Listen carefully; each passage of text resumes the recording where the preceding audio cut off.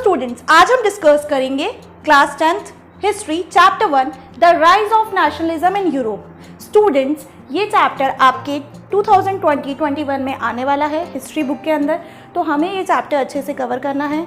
तो स्टूडेंट्स, आज हम स्टार्ट करते हैं हमारा न्यू टॉपिक। तो इसके अंदर सबसे पहले आपको वर्ड दिख रहा होगा नेशनलिज्म। नेशनलिज्म होता क्या है? तो नेशनलिज्म का मतलब होता है अ फीलिंग ऑफ लव और pride for your own nation state. हमारे अंदर किस चीज़ की भावना होनी चाहिए? देशभक्ति की भावना होनी चाहिए। देश के प्रति हमारे लिए लव और प्राइड हमें खुद फील होना चाहिए, इसको हम कहते हैं नेशनलिज्म।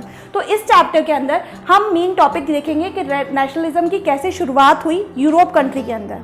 तो स्टूडेंट्स, हम यहाँ पर देखते हैं कि during 19th century nationalism emerge as a force which brought huge changes in the political and mental world of Europe.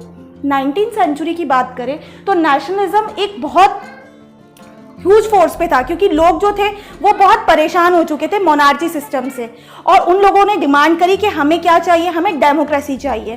तो the end results of these changes was the emergence of the nation state। और जो ultimately इसका and result हुआ वो क्या हुआ? ये changes लाने के बाद एक नेशन स्टेट की क्रिएशन किया गया। अब हम देखते हैं कि जो नेशनलिज्म थी उसकी फर्स्ट इंप्रेशन किस तरीके से क्रिएट किया। तो फर्स्ट इंप्रेशन क्रिएट होने का मेन रीजन था, सबसे पहले शुरुआत हुई 1789 के ईयर से। और 1789 में क्या लाया गया था? 1789 में लाया गया था फ्रेंच रेवोल्यूशन। अब फ्रेंच रेवोल्यूशन सबसे पहले आया कहाँ पर था? तो स्टूडेंट, सबसे पहले फ्रांस के अंदर लाया गया था। और उसी के साथ फ्रेंच रेवोल्यूशन के आने के बाद जो पॉलिटिकल और कॉन्स्टिट्यूशनल चेंजेस थे वो धीरे धीरे फ्रांस के अंदर हमने देखना शुरू किया, क्योंकि फ्रांस में पहले थी मोनार्ची सिस्टम, और धीरे धीरे लोगों ने जब फ्रेंच रेवोल्यूशन लाया तो उन्होंने अपनी डिमांड करी मोनार्ची सिस्टम से डेमोक्रेसी सिस्टम की तरफ। तो सो स्टूडेंट्स, हमने देखे various measures and practices were introduce such as idea of ला पैट्री। देखो, उसके बाद क्या हुआ, जब हमने फ्रेंच रेवोल्यूशन की स्टार्टिंग करी लोगों ने, तो उसके बाद कुछ मेजर्स और प्रैक्टिसेस को इंट्रोड्यूस किया गया, जैसे कि आइडिया था ला पैट्री। ला पैट्री का मतलब होता है द फादरलैंड, एंड ले सिटोयन, सिटोयन का मतलब होता है द सिटीजन। तो ये new French flag the tricolour was chosen to replace the formal one. और इसी के बाद वहाँ पर जो फ्रेंच फ्लैग चूज किया गया वो नए उससे चूज किया गया, उसमें ट्राई कलर को चूज किया गया, और जो फॉर्मल वन चला आ रहा था उसको रिप्लेस कर दिया गया। तो ये सब चीज़ें होने के बाद अगर हम बोले 1789 में ये सारी चीज़ें देखी गई नेशनलिज्म की, लेकिन ये ज़्यादा दिनों तक नहीं चल पाया। अगर हम बात करें 89 के बाद 10 साल बाद हमें क्या चेंजेस देखने को मिले? 1799 के अंदर फ्रांस में आ गए नेपोलियन बोनापार्टे। अब नेपोलियन बोनापार्टे ने क्या करना स्टार्ट कर दिया? उन्होंने सारी की सारी पॉलिटिकल पावर्स को सीज कर दिया, और उसी के साथ इन्होंने इंट्रोडक्शन किया एक सिविल कोड का। सिविल कोड का 1804 में इन्होंने इंट्रोडक्शन कर दिया और उसको नाम दिया नेपोलियनिक कोड, उसको नाम दिया गया।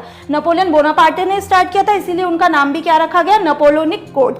तो इस कोड के अंदर क्या क्या चीज़ें थी, आइए हम लोग देखते हैं। सो स्टूडेंट्स, अब हम देखते हैं सिविल कोड ऑफ 1804, जिसको नेपोलियन कोड भी बोला जाता है। तो नेपोलियन बोनापार्टे ने जो सिविल कोड लाया गया था उसके कुछ हम देखेंगे यहाँ पर फेवर में क्या क्या पॉइंट्स थे, और कुछ उसके ड्रॉबैक्स, क्योंकि कोई भी चीज़ है जिसके फेवर में पॉइंट्स होते हैं उसके ड्रॉबैक्स भी ज़रूर होते हैं। तो हम देखते हैं कि पहले जो इसने सिस्टम इंट्रोड्यूस किया उसमें क्या क्या फ़ायदे थे।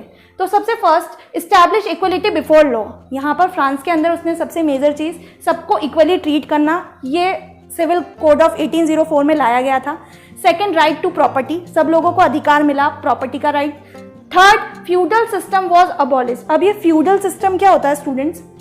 फ्यूडल सिस्टम का मतलब होता है वहाँ पर क्लासेस वाइज डिवीजन किया गया था फ्रेंच सोसाइटी के अंदर, किंग्स, नोबल्स और पीसेंट्स। तो यहाँ पर अपर क्लास और लोअर क्लास का जो डिवीजन था, जब नेपोलियन सिविल कोड लाया गया तो इस चीज़ को फ्री कर दिया गया, खत्म कर दिया गया। Next, free peasants for serfdom. और पीसेंट्स जो थे, मतलब किसान लोग जो थे, उनको पहले दास बना के रखा जाता था, तो वो चीज़ नेपोलियन के आने के बाद उसने ये चीज़ हटा दी थी। नेक्स्ट, गिल्ड रेस्ट्रिक्शंस वर रिमूव्ड। और जितने भी गिल्ड रेस्ट्रिक्शंस का मतलब होता है जो व्यापार करते, ट्रेड करते, तो उसमें कुछ रेस्ट्रिक्शंस इम्पोज किए गए थे फ्रेंच सोसाइटी के अंदर, तो उसने वो जितने भी रेस्ट्रिक्शन थे उन सबको हटा दिया गया था। तो ताकि क्या हो सके, जितने भी मर्चेंट्स है, आर्टिशंस है, वो सब क्या कर सके, अपना व्यापार फ्रीली कर सके। और next, transport and communication system were improved. और हम जानते हैं कि जब इंट्रोडक्शन हुआ तो उसने ट्रांसपोर्ट फैसिलिटीज और कम्युनिकेशन फैसिलिटीज इस पर बहुत ध्यान दिया और सिस्टम को बहुत इम्प्रूव किया। ये तो थे इसके फेवर के पॉइंट्स। अब हम जानते हैं कि जो चीज़ फेवर में हुई है, इसके अलावा कुछ ऐसी चीज़ें भी है जिसके कारण लोग इसको नहीं नहीं अच्छा मानते थे। अब वो क्या चीज़ें हम देखते हैं ड्रॉबैक्स अब इसके। फर्स्टली सबसे बड़ा ड्रॉबैक था इस कोड का इंक्रीज टैक्स। अब इसने सबसे ज़्यादा टैक्सेस बढ़ा दिए थे वहाँ पर, जिससे लोगों को बहुत ही ज़्यादा बर्डन फील होता था अपने ऊपर। Second, censorship. सेंसरशिप का मीनिंग होता है इसने पूरी तरीके से जो मीडिया थी उसको अपने हाथों में ले लिया था।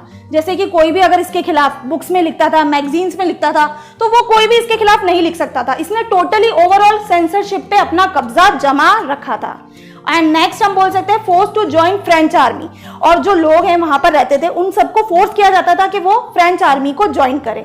तो ये हमने देखे कुछ फेवर के पॉइंट्स और कुछ ड्रॉबैक्स जो हमें देखने को मिले। तो इस टॉपिक में हमने ओवरऑल ये कवर किया है। इसके जो टॉपिक हमने कवर किया उसमें हमें क्या क्या चीजें हैं जो एक रिवीजन की फॉर्म में हम लोग देख लेते हैं। तो हमें डेट्स किस तरीके से याद रखनी है स्टूडेंट्स, ये देख लीजिए आप एक बार। 1789 में हमने सबसे पहले टॉपिक की स्टार्टिंग की थी। 1789 से उसमें क्या किया गया था, फ्रेंच रेवोल्यूशन की स्टार्टिंग की गई थी। अब फ्रेंच रेवोल्यूशन की स्टार्टिंग की गई थी तो मोनार्ची सिस्टम को अबॉलिश करके लोग डेमोक्रेसी पे आ गए थे। लेकिन डेमोक्रेसी का सिस्टम ज्यादा दिन तक नहीं चल पाया, क्योंकि 10 इयर्स बाद ही 1799 में कौन आ गया था, नेपोलियन बोनापार्टे आ गया था, जिसने डेमोक्रेसी को हटा दिया। और डेमोक्रेसी को हटाने के बाद इसने क्या ले आया, इसका रूल कब तक चला, 1799 से लेकर 1815 तक चला। और उसी बीच में इसने 1804 में क्या इंट्रोड्यूस कर लिया था, एक सिविल कोड इंट्रोड्यूस कर लिया था, जिसके पॉइंट्स हमने ऑलरेडी देख लिए। सो स्टूडेंट्स, इस वीडियो में इतना ही। इसके आगे हम नेक्स्ट वीडियो में डिस्कस करेंगे। अगर आपको ये वीडियो पसंद आती है तो वीडियो को लाइक करें, शेयर करें, और चैनल पे नए हैं तो चैनल को सब्सक्राइब करना ना भूलें। जल्द मिलते हैं नई वीडियो के साथ।